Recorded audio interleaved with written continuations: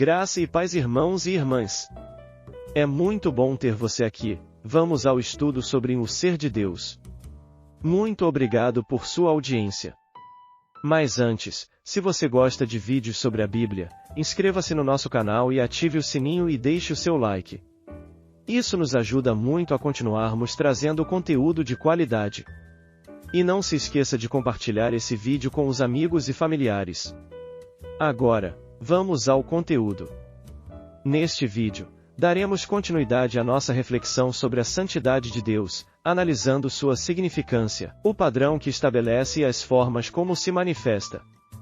Embora todos os atributos divinos mereçam nossa atenção, é a santidade que os qualifica e realça, servindo como fundamento para compreendermos sua natureza e caráter. Ao explorarmos e reconhecermos a santidade de Deus, somos conduzidos a uma profunda reverência e adoração diante de Sua majestade incomparável. Acompanhe-nos nessa jornada de descoberta e aprendizado. O ser de Deus, parte 27.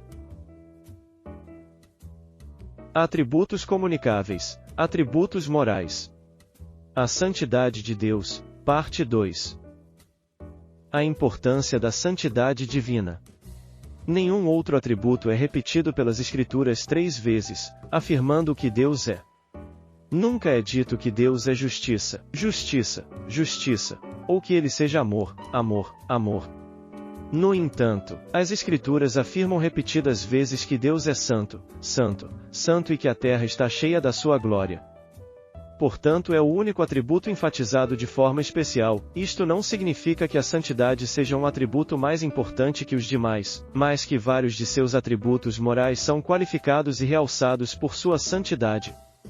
É uma questão de ênfase.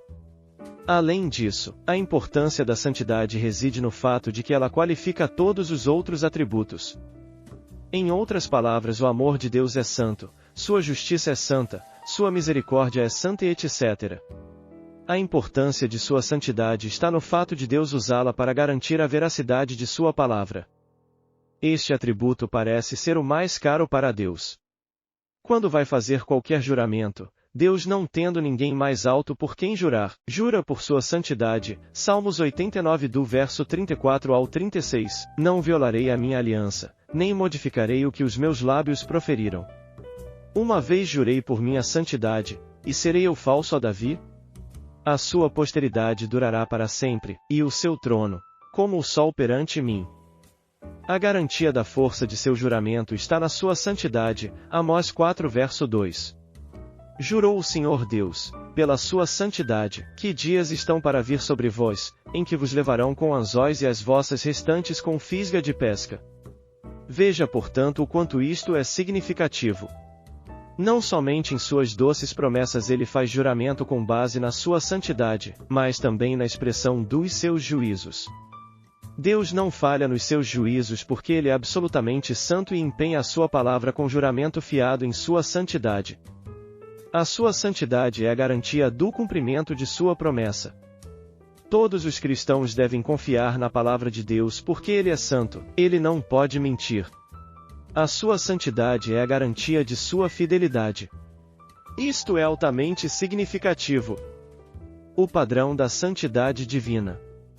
Não podemos definir o padrão de santidade em Deus como definimos a santidade nos seres humanos ou a dos seres celestiais.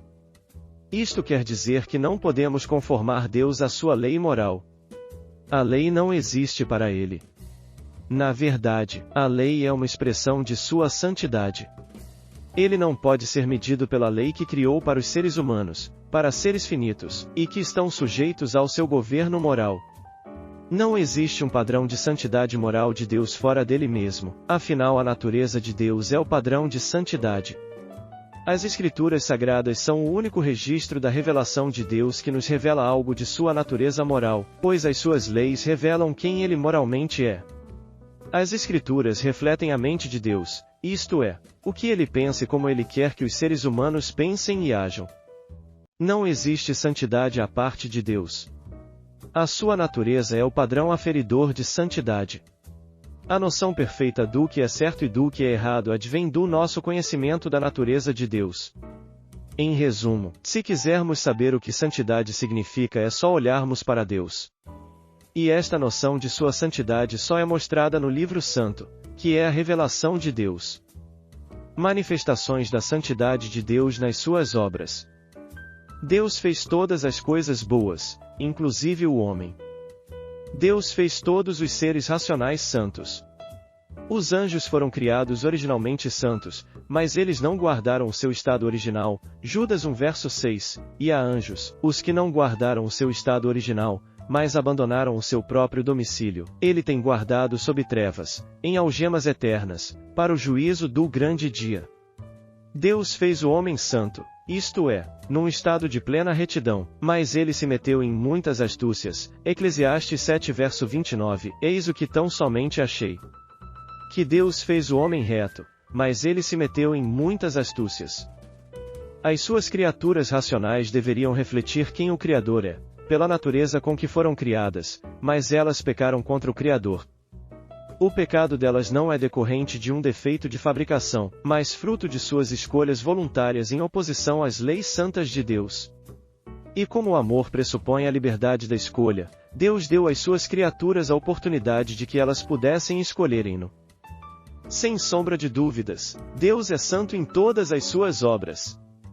Manifestações da santidade de Deus nas suas leis. A santidade de Deus pode ser vista no reflexo de sua natureza, que é a sua lei. Paulo diz que a lei de Deus é santa, Romanos 7 verso 12, por conseguinte, a lei é santa. E o mandamento, santo, e justo, e bom. E Davi diz que ela é puríssima, Salmos 19 verso 8, os preceitos do Senhor são retos e alegram o coração, o mandamento do Senhor é puro e ilumina os olhos. Estas duas palavras refletem o caráter do santo legislador. Todos os estatutos de Deus são santos e revelam sua natureza. Deuteronômio 4 verso 8. E que grande nação há que tenha estatutos e juízos tão justos como toda esta lei que eu hoje vos proponho. Salmos 19 verso 10. São mais desejáveis do que ouro, mais do que muito ouro depurado, e são mais doces do que o mel e o destilar dos favos. Deus revela sua santidade nas duas expressões da lei. Lei e moral. Esta lei é a mais clara e melhor demonstração do caráter santo de Deus. Ela proíbe o pecado em todas as suas manifestações, seja nas mais grosseiras, seja nas mais refinadas, exatamente porque é uma lei santa, descrita através de vários adjetivos. Perfeita, boa, justa, pura e etc.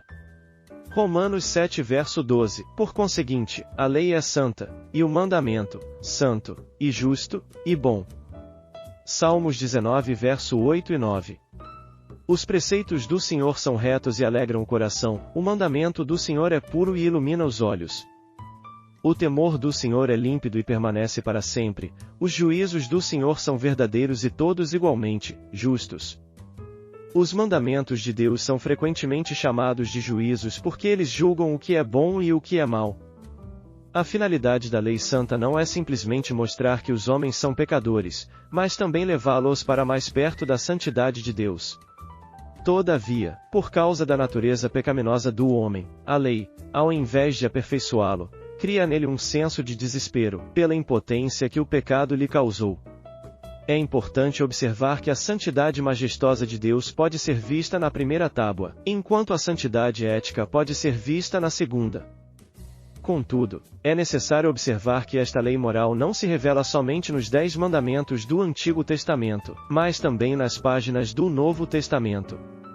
Cristo, no Sermão do Monte, interpreta e espiritualiza os 10 mandamentos.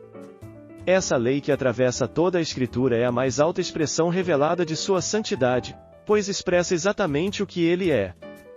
Lei cerimonial.